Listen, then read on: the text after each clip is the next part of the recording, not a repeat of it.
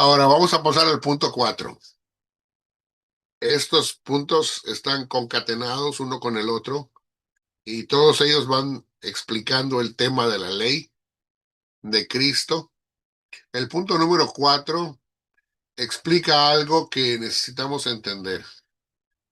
¿Por qué necesitamos entender esto? Porque hay una enseñanza muy popular en el medio cristiano que nos dice que la ley se divide en tres partes: una parte moral, una parte ceremonial y una parte civil, y que el pueblo de Israel era gobernado por esas tres partes bajo el antiguo pacto, pero ahora que estamos en el nuevo pacto, al venir Cristo, dos tercios o dos partes de esas tres partes fueron abolidas en la cruz por Cristo, la parte ceremonial y la parte civil, pero que la parte moral, que básicamente es el decálogo, esa parte moral o decálogo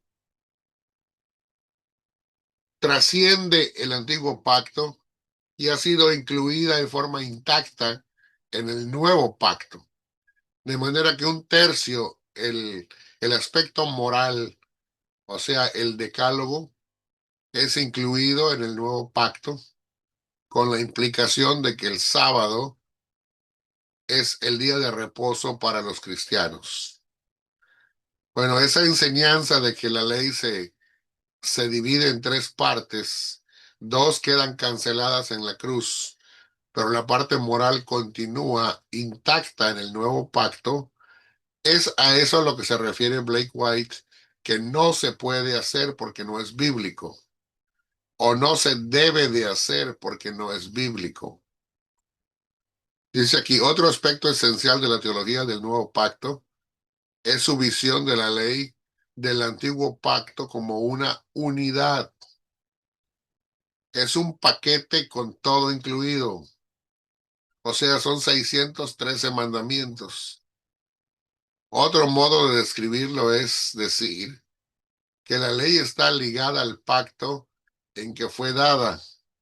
Uno no puede separar los mandamientos del pacto al que pertenecen. O sea, si el decálogo es parte del pacto mosaico, del antiguo pacto, no pueden ser parte del nuevo pacto, simple y sencillamente porque pertenecen a otro pacto. Dice, siguiendo a Juan Calvino, quien siguió a Santo Tomás de Aquino, o sea que todo esto empieza con una teología católica romana, que es la que divide la ley en tres partes, porque Santo Tomás de Aquino fue de hecho se le llama, si no me equivoco, el doctor angélico a Santo Tomás de Aquino en la teología católica. Si me equivoco me corrigen, pero creo que así le dicen, el doctor angélico. Y de ahí lo aprendió Juan Calvino y de ahí pasó a la teología reformada, a la teología calvinista. Dice, la teología del pacto reformado divide famosamente la ley en tres categorías, históricamente llamadas la división tripartita de la ley: moral, ceremonial y civil. Y dependiendo del tipo de teología del pacto, dependiendo de cuál variante de la teología del pacto usted está hablando, dice, muchos dirían que los aspectos ceremoniales y civiles de la ley han sido abolidos con la venida de Cristo, pero que los cristianos del nuevo pacto todavía están ligados a los aspectos morales de la ley. De acuerdo a este punto de vista, la ley moral se resume en los 10 mandamientos o el decálogo. De ahí que hay muchos cristianos que, siguiendo esta manera de pensar, creen que los 10 mandamientos son la forma de vida cristiana que se debe de practicar el día de hoy. Para algunos, el día del reposo es el domingo. Para otros, como los adventistas del séptimo día y otros sabáticos y judaizantes, es el séptimo día.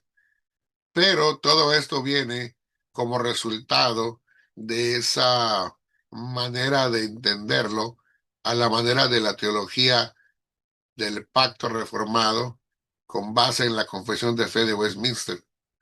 O sea, de ahí viene eh, al mundo protestante, pero ya hemos visto que viene de Calvino y Calvino lo tomó del católico romano Santo Tomás de Aquino. O sea que ya sabemos de dónde viene la fuente original.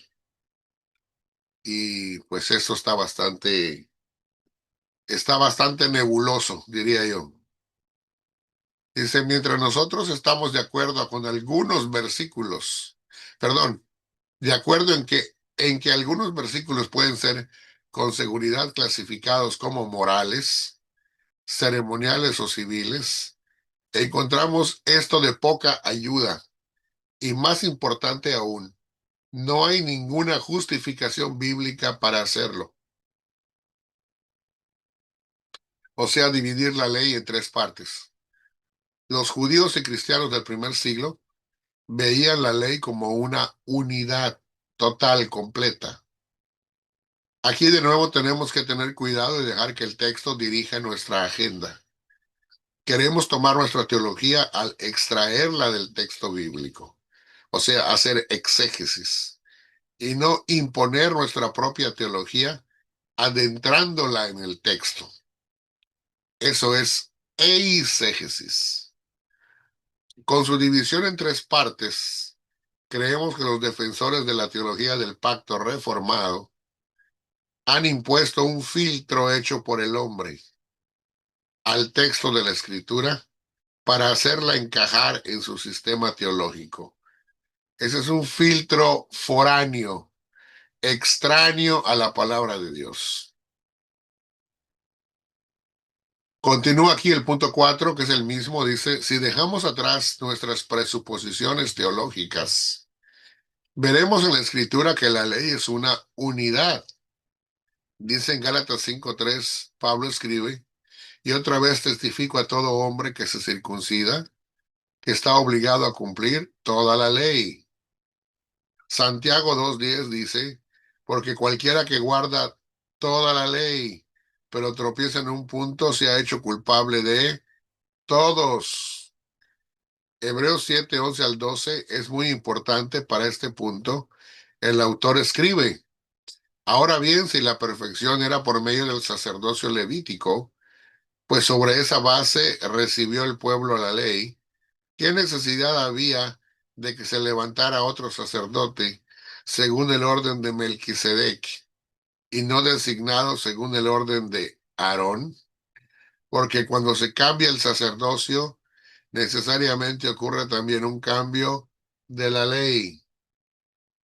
Dice el autor de Hebreos también vio la ley como un paquete.